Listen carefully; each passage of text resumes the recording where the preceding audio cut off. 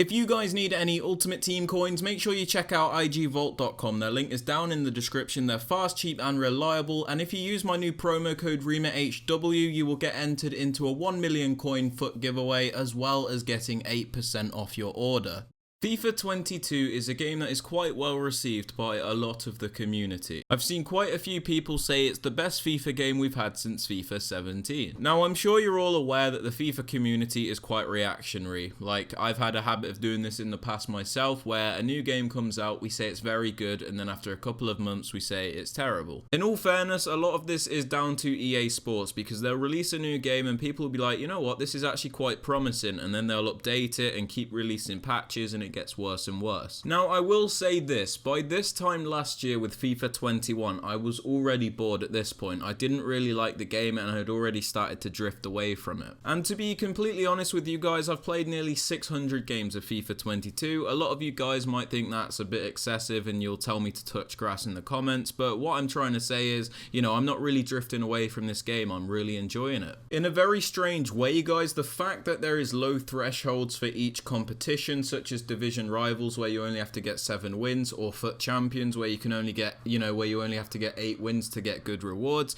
it's actually made me want to play the game more because I don't feel forced to do that. You know, in previous years where I'll be playing Rivals all week trying to get rank 1 rewards and I'll be getting really frustrated, I don't see myself doing that anymore. I actually kind of chill out in Division Rivals and Foot Champions, and I also have a lot more time to play Foot Draft and do the objectives in like the Silver Lounge and everything. My point is that it feels a lot more chilled out and it feels like it's been toned down a lot, so you don't have to play as many games if you don't want to. So you're probably wondering, if I'm enjoying this game so much, if everything, seems to be so much better, what is my problem with the game? And my simple response is that the problems that are starting to arise are ones that have been present in pretty much every FIFA we've had since FIFA 17 and FIFA 18. So let me elaborate. When FIFA 22 came out, finesse shots and long shots were quite overpowered, people were hitting them in most games. Now, although some of the shots that were going in were utterly ridiculous with some of the angles, a lot of the goals that were going in I didn't have a problem with. For example, if somebody times a finesse shot on the edge of your box and they have a clear sight of goal, you're defending that incorrectly. You should close that down. A lot of the time people talk about realism, and here's realism. If people were defending like that in real life, where somebody just has a clear sight of goal on the edge of the box, every one of those defenders would be shot. Now, I don't care for finesse shots that much personally, but I did like the effect that it had on the overall game because it punished people that just drop back the whole game and let the AI defend for them. Like, I really didn't concede that many long-range finesse shots because I know how to close that down. All you have to do is get close to the player with the ball and it stops the shot. My main point from this is, by that nerf alone, we're back to this drop back meta where you don't get punished for it because there's no real way to break down the drop back opponents because dribbling mechanics aren't that good,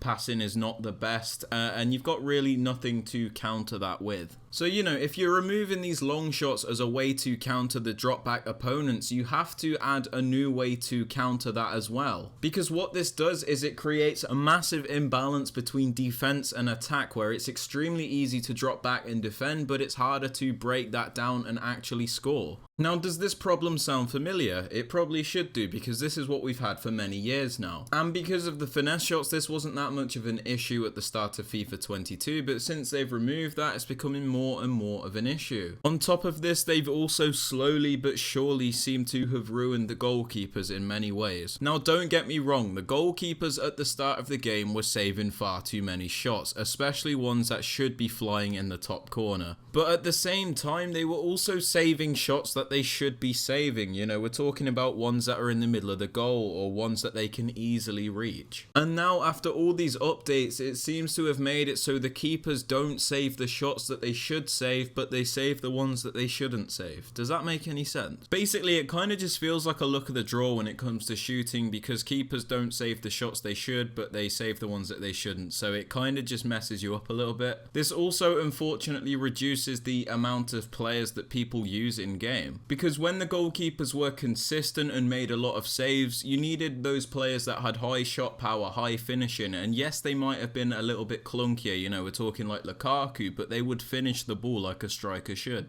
We now don't have any trade-off when it comes to the types of players that people use. Again, this is a problem we've had for many years, because at the start of the game, people would use players like, you know, Haaland, Lukaku, Lewandowski. And the trade-off with these players would be that they would score goals that other players would struggle to score, because the goalkeepers were obviously good and it required a very, very good shot in order to beat them, but they wouldn't be as quick at turning, you know, they wouldn't be as good on the ball. But now, like we've discussed, there's no point using these players because the shooting stats don't really matter that much, so you're much better off using somebody that is quick and agile with less shooting than somebody that is big and clunky with high shooting. And obviously the problem with that again is a massive imbalance, so it reduces the pool of players that people use, it reduces the amount of play styles people can use against each other. And this is a problem again that we've had for many years, you know, it gets boring, everybody using the same meta players. So I think you guys can see the main point of this video, in which EA are just slowly but surely turning the game into something that we've seen for many years and something that is not, you know, well liked. And they are moving away from the first good start that they've had in many years because they're scared to commit to that change, because unfortunately not everybody is satisfied. So although we're not quite at the level of FIFA 21 yet, they are slowly but surely moving the game back into that style, and it's something I really don't want to see happen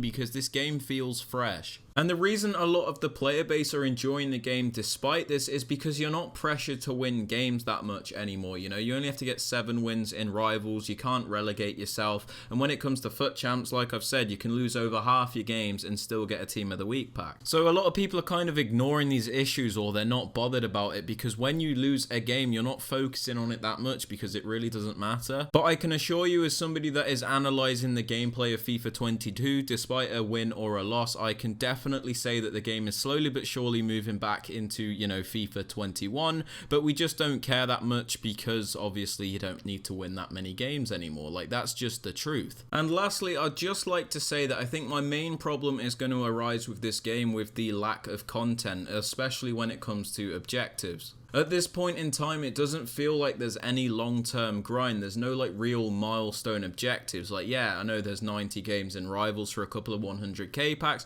but I'm talking about a proper long grind that you can choose to do if you want to. Something that really makes you feel like you're earning something opposed to packs. You know, this isn't a perfect idea, but something along the lines of, I don't know, like play a couple 100 games in friendlies for a downgraded flashback Mbappe or something. Something that is actually worth going for. Like I said, not a perfect idea, but you see what I'm going for. Something that will divide the player base a little bit. You know, you can have multiple different milestones. You could have something in a friendlies mode, you could have something in a rivals mode, so you can really pick and choose what you want to do. Because although it's not been that much of an issue at the start of the game, as the game gets older and older, people are going to get bored of just playing Rivals and Champs. They're going to want something to actually go for. They're going to want fresh content to actually keep the game, you know, fresh. You know, not everybody is just satisfied with a couple of SBCs that you do with players that you've got in your club, or buying promo packs to pack, you know, like a promo player such as a Rule Breakers player. Some of us want to earn things by playing the game, you know. It'd be a nice flex to have a card that not many people have just from playing the game, you know. Like, we've got those cards that you get for paying to win at the game, such as 94R9.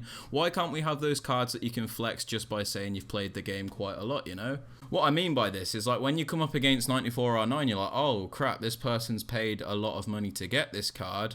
You know, if you came up against like a flashback Mbappe where you had to play a couple of 100 games in a certain mode to get him, you'd be like, oh wow, this person's played the game a lot, that's an achievement. Like I said, not a perfect idea, but if EA want to move away from this pay to win model, then this is the kind of thing that they've got to go for. And honestly, it would make the game so much more enjoyable throughout the whole year if you really have some, you know, long-term milestones for grinding the game. But yeah, that is basically everything for the video, guys. If you have enjoyed it or found it informative, I would very much appreciate it if you could drop it a thumbs up, as that does really help me out. Also, subscribe to the channel if you are new so you never miss out on any videos like this one, and don't forget to turn on notifications so you are notified when a video is posted. And with all that aside, guys, I hope you have a fantastic rest of your day, and I'll catch you all later.